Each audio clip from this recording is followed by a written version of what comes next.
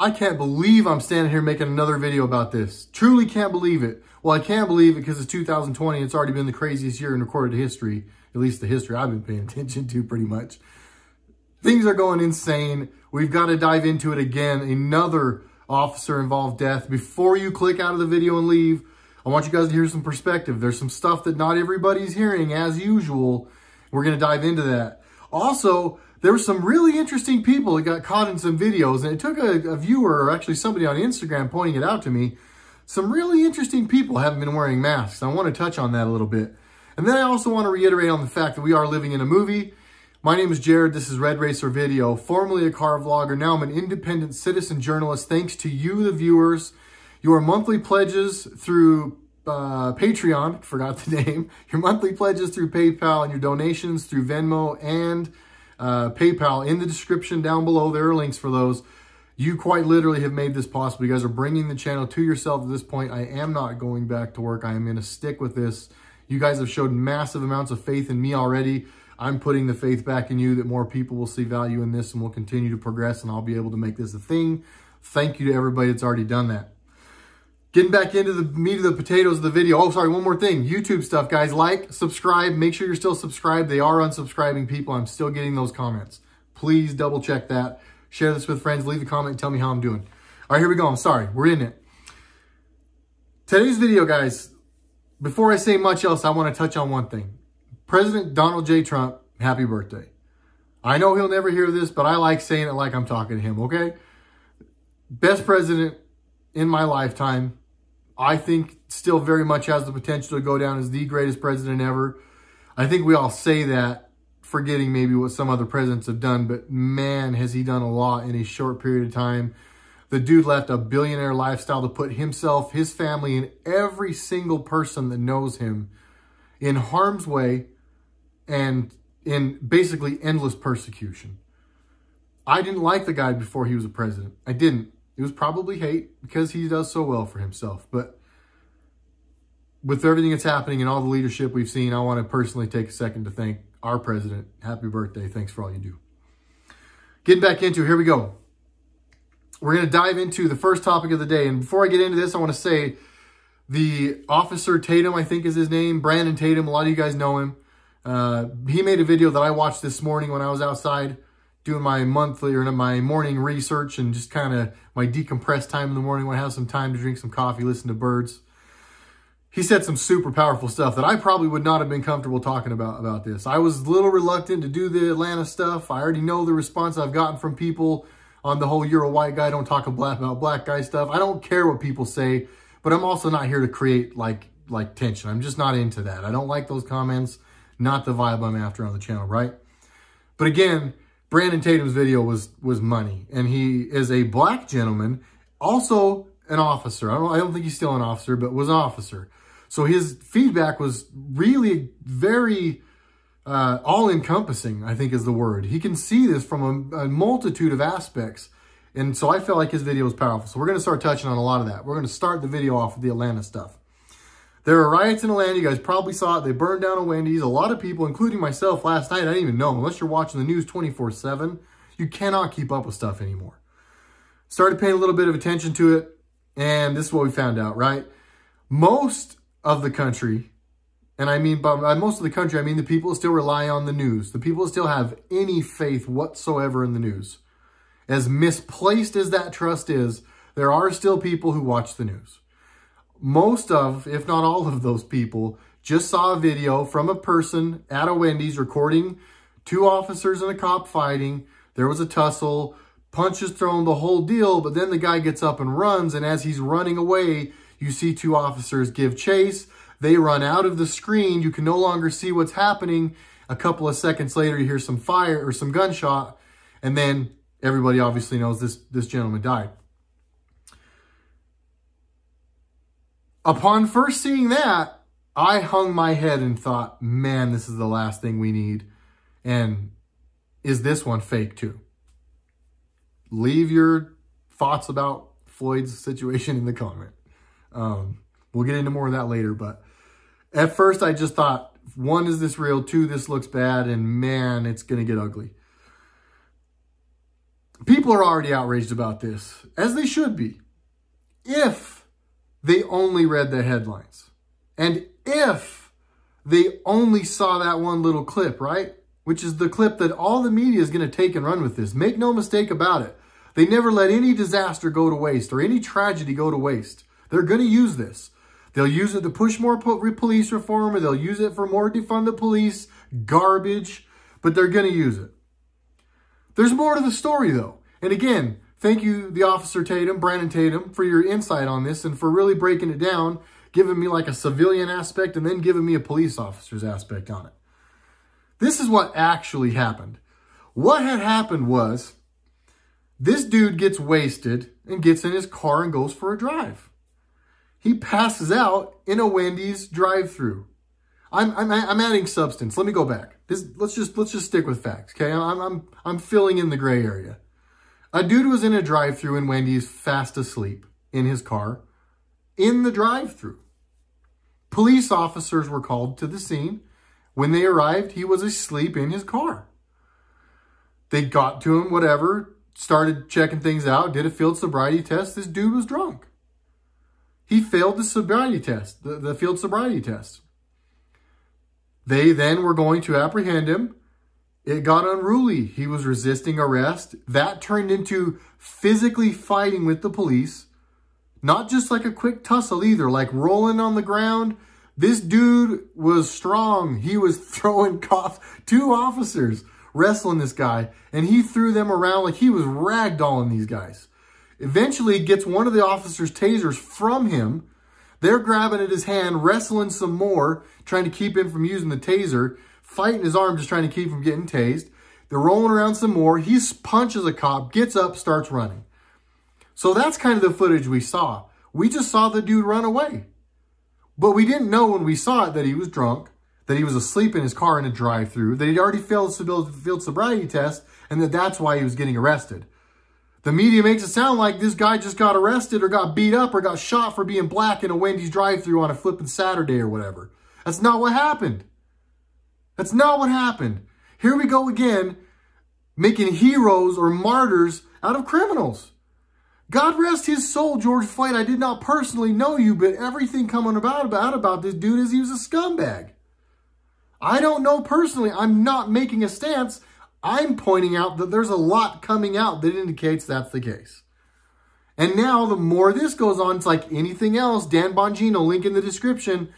Give it the 24 to 48 hour rule. What do we find out a day later? Oh, this guy was drunk. Oh, he'd already failed the sobriety test. Oh, and one more thing. There's footage from the roof of the Wendy's that shows this guy running from the police. They were hot on his trail. This guy, thankfully, as strong as he might be, he was not a track star. He was not running away from the police. They immediately were up and in chase. There was one officer, maybe like only a car or two's length, widthways behind him, running toward him. They didn't just gun him down while he was running. He turned back as he was running and was about to shoot at the officers with a taser. In my opinion, this dude way crossed the line long before that, but when he turned back and pointed a taser at a police officer that was in pursuit of him that he had just beat up, come on, guys. Come on. That officer had to stop that dude. He had to. I want to make sure I don't miss anything in my notes here because there's a lot of points that I feel like have to be touched on with this. He resisted arrest, then took their taser, then beat the hell out of those two dudes. Then he got up and ran, then they chased him, then he aimed and shot at them. Then they fired on him and he died. Most, again, of the footage you guys see does not show any of what actually happened. It only shows the part that fills their narrative or fits their narrative and makes you guys want to defund the police and go start throwing rocks at him and stand in front of them flipping him the bird like you're some 4-year-olds or some 8-year-olds or some whatever-year-old kids throw tantrums. I don't know. Thank the good Lord my children don't act that way. These are just my thoughts on the issue on this one, okay? And I'm not an attorney. Just keep in mind, I'm not an attorney. I'm not a police officer. But again, a lot of my thoughts came from an officer that just so happens to also be a black dude. I don't think that a drunk dude running through a parking lot that just beat up two cops carrying a taser is a good thing. If I'm a parent in that parking lot, and I know that this guy is clearly, who knows what, guys, we don't know the deal. At the time, you don't know any of this. Looking back, we're 2020, but at the time, I'm sure everybody watching, and these officers included, didn't know if he was just drunk, what else he might be on. You just don't know. If I'm a parent in that situation, I want those officers to stop that guy however they have to. When I've watched that and I know that he will do anything like that, and then he pointed back and tried to shoot at them, who else will he shoot that taser out? What else will he do?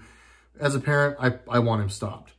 Hindsight being 2020, if one of those officers maybe missed him or something, and then like we can live in the land of what ifs all we want, okay? But in this situation, they stopped the threat.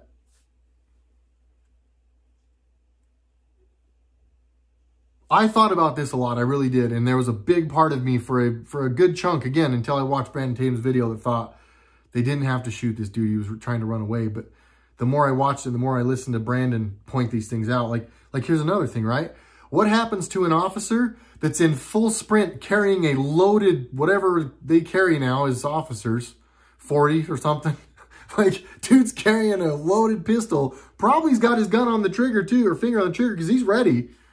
And that guy tases him. What happens to that officer, the gun, the rounds that are in, like, you know what I mean? I don't want an officer laying on the ground shaking with a freaking pistol in his hand. Again, I'm living in the world of what ifs myself here, but we could sit and play these games all day long, right? We could do this all day long.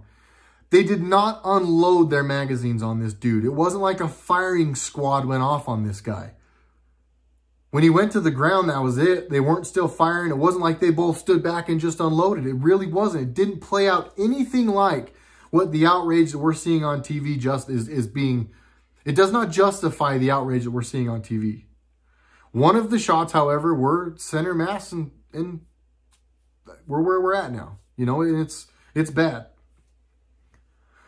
A whole bunch of stuff led up to this guy getting shot, though. Please, please, guys, put some of this at the criminal's feet.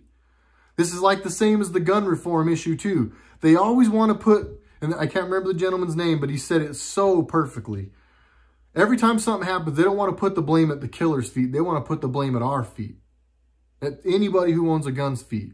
Or they want to put the blame in this incident on all of these police officers, when it shouldn't even be on them. It should be on this dude. Let's talk really quickly, just for a second, and I'm going to move on, about all the bad decisions this dude made before he got shot this night, okay? He decided to drink and drive. He resisted arrest.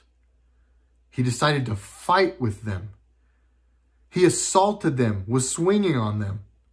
He then took their weapon. Then he ran, and then he aimed their weapon at them. And some people might say it was a crime that he went to Wendy's instead of McDonald's. Who knows? But so far, I've got at least 7 really, really bad decisions that dude made before he got shot that night. All of this that people are doing, the rioting and tearing things down and hurting people and burning down a Wendy's, does nothing. How about you go help this gentleman have a clearer mind and not go get in his car while he's drunk? How about you go to this dude's friend's house and find out why they let him get in his car drunk and drive? There's a whole bunch of productive things we could do right now, but looting and rioting, again, is not productive. Having said all of that, I don't believe these are just a bunch of random citizens upset against this. This is leading me perfectly into the next part of this. These riots are not to help ensue justice. These riots are to push a narrative. We know for a fact these riots and these people are funded by the very people who want to see this country fall apart and Donald Trump removed from office so they can get back into office. This is Hillary, this is Soros, this is Obama, this is all of them. And they have funded all of this. What did we get with this shooting that they only showed us one little piece of? Cue the next event. Cue the next wall-to-wall coverage from the media that all they're going to talk about is this shooting and the riots in Atlanta for the next 3 or 4 days, instead of talking about Hillary in court, and instead of talking about Obamagate in the Senate and the 50 people that are about to get subpoenaed and tear each other apart and watch the biggest political scandal in history unfold right in front of all of our eyes. This is nothing more than them doing just that. You think I'm making it up? You think that there's not actual crisis actors to these events, guys? Seattle's not overrun with logical-minded people. Seattle's overrun with people that are getting paid to be there and look like they're doing this stuff. And then some people who just don't know better, who didn't have good parents. Some of you will get offended by that. And if you did, kind of your admission of guilt. Moving on, though. Project Veritas. Amazing. If you guys don't watch what Project Veritas is doing, please go watch it. If you don't follow me, add RedRacer video on Instagram. There will be a link in the description. I posted in my story because I'm still locked out. Can't post till the 18th. Can't like, follow, unfollow, comment, anything till the 18th. All I can do is post to my story. So anyways, it's because I got too close to the truth and I hit 10K. Let's be honest. Project Veritas goes undercover, and there is lots of footage where these people flat out admit, yeah, we got a grant from Soros. Though that is something you can go and get. You can get money from him. They go through and basically tell you their whole entire plan. They talk about how they're going to need millions of people to fill streets. That's what they're getting funding for. This is a movie. This is a funded, scripted movie. This is an insurrection. It's infiltration, not invasion. We are at war in our country. They are trying to steal the country back from us. We, the people, voted happy birthday, Donald J. Trump, 45, into office. They never thought enough of us would speak up, and we did. And they've been fighting for their lives since then. Fighting for their lives. We're watching a movie, guys. I'm almost done. I can see that I'm getting longer than I wanted to on a Sunday, so I'm going to hit my last point and we're moving on. I've got to go on a hike. Don't leave. I love this one. Somebody, and I'm bad at this, I get so many comments. I'm sorry, I'll start making notes. Somebody sent me a comment on Instagram with a video and was like, man, or no, a screenshot of a comment from one of their friends. And they said, how is nobody picking up on this? How has nobody hit on this?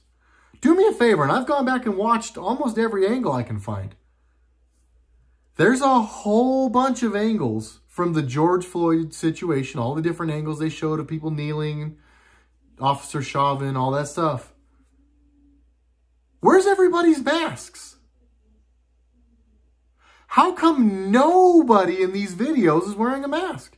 I saw one shot from one of the corner stores where one lady across the street has a mask on, but that was like one person out of like 17 people that wandered in and out of the shot that had a mask. There was a few people walking around shooting with cameras that didn't have masks. Bystanders didn't have masks. The people screaming, you can hear them. They're not muffled talking through a mask. Sure kind of made me think, was this stuff recorded prior to the virus? I'm not saying it was, but I'm really surprised nobody's picked up on that, because now that they said that to me, I can't unhear that. And every video I watch from the George Floyd stuff now, no officers wear masks. None of those people have masks. What happened? If you guys remember, everybody forgetting about the virus and going out in public and not social distancing started after George Floyd, right? So why weren't they wearing masks? Guys, we are in a movie. We are literally living in the Truman Show. I know that this is all mind-boggling, and I know that some of you that watch this channel, with every passing video, you probably get more confused. But I promise you that things are going the way that they need to. The things that are being exposed need to be exposed. All of the stuff that is happening is being allowed to happen because we have to wake people up before everything comes crashing down. We need a few more people awake. Thank you to everybody who shares these videos. You are helping make that happen. One more shameless plug. You guys are my job now. Patreon, small monthly pledges on Patreon or donations through Pen Pal, Venmo, whatever. You guys have been amazing, and you are allowing me one more time the opportunity. You're providing me the opportunity to do this for you, so thank you. Where we go one, we go all. There is so much happening. I cannot wait to tell you guys about it. I appreciate you coming to me for it. I know how valuable your time is. I will never waste it. One more time, where we go one, we go all. I love you guys. I'll see you on the next RedRacer video.